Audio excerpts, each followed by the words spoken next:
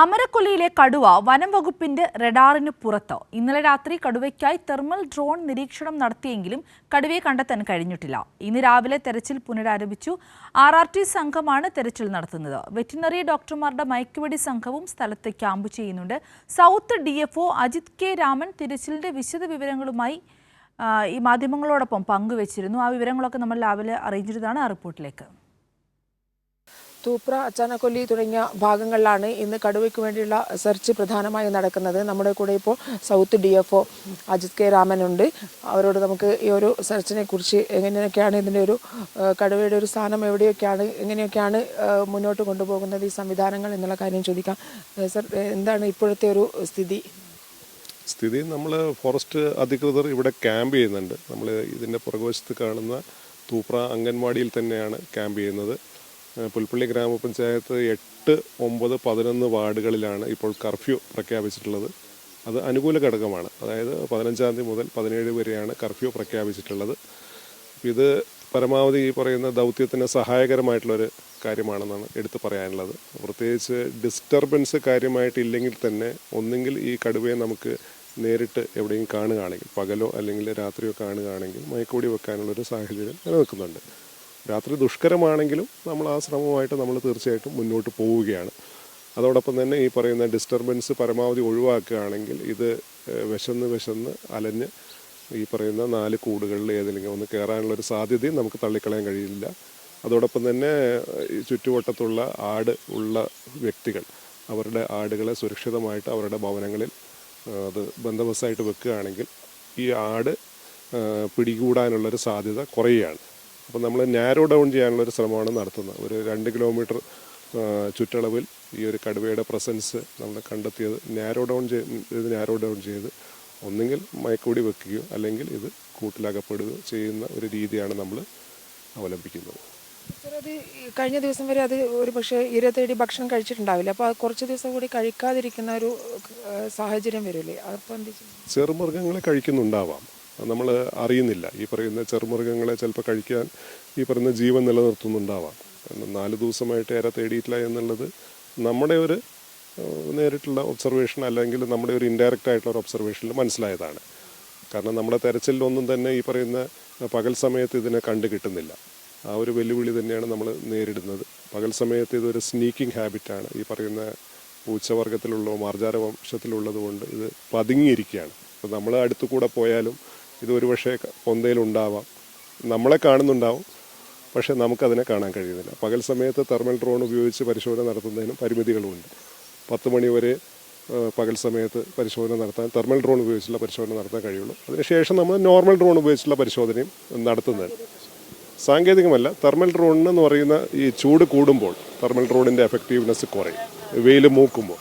ഇപ്പോൾ പരമാവധി ഒരു രാവിലെ 10 മണി വരെയാണ് തെർമൽ ഡ്രോൺ ഉപയോഗിച്ചുള്ള പരിശോധന നടത്തുന്നത്. അതിനുശേഷം നോർമൽ ഡ്രോൺ ഉപയോഗിച്ചുള്ള പരിശോധനയും നമ്മൾ പകൽ സമയത്ത് നടത്തുന്നുണ്ട്. സാധ്യമായ എല്ലാ മാർഗ്ഗങ്ങളും നമ്മൾ അവലംബിക്കുന്നുണ്ട്.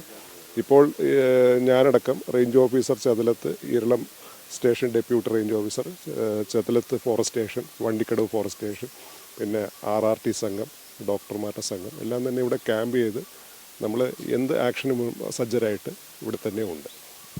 ഇത്രയും ദിവസമായി, ഏകദേശം 10 ദിവസമായി ജനങ്ങളുടെ ഒരു ആശങ്ക അകലുന്നില്ല എന്നുള്ളതാണ്. എന്തുകൊണ്ടാണ് ഇത്രയും നീണ്ടുപോകാൻ കാരണം?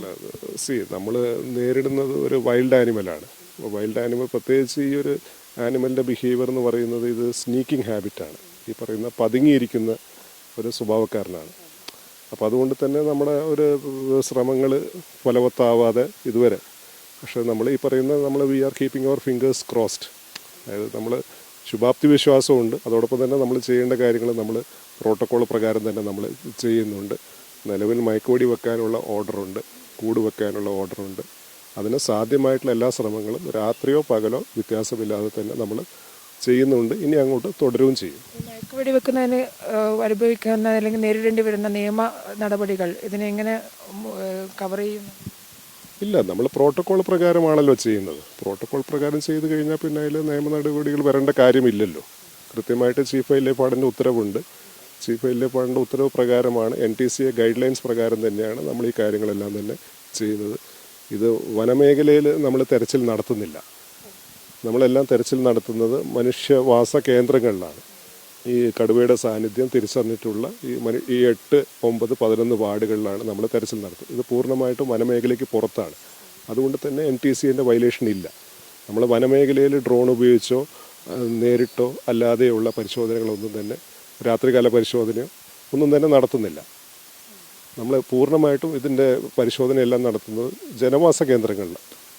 ഈ ഒരു കടുവയുടെ ഒരു പ്രത്യേകത ടെറിട്ടറിയിലുണ്ടാകുന്ന ഒരു ആക്രമണത്തിന്റെ ഭാഗമായിട്ടാണോ പുറത്തേക്ക് വന്നതാണോ അതോ അത് പരാജയപ്പെട്ടു? അതെ അതെ അതെ അത് തന്നെയാണ്. കാരണം ഇതിപ്പോൾ ഒരു ബ്രീഡിംഗ് സീസണാണ്. ജനുവരി, ഫെബ്രുവരി എന്ന് പറയുമ്പോൾ ടൈഗേഴ്സിൻ്റെ ഒരു മീറ്റിംഗ് സീസണാണ്. അപ്പോൾ ഈ പറയുന്ന പരിക്ക് പറ്റി പുറത്ത് വന്നൊരു കടുവയായിരിക്കാം എന്ന് തന്നെയാണ് നമ്മുടെ നിഗമനം. ഏതായാലും നമ്മുടെ ഡാറ്റാബേസിലുള്ള ഒരു ടൈഗർ അല്ല. ഇന്നലെ രാത്രിയൊക്കെ സെർച്ച് നടന്നു.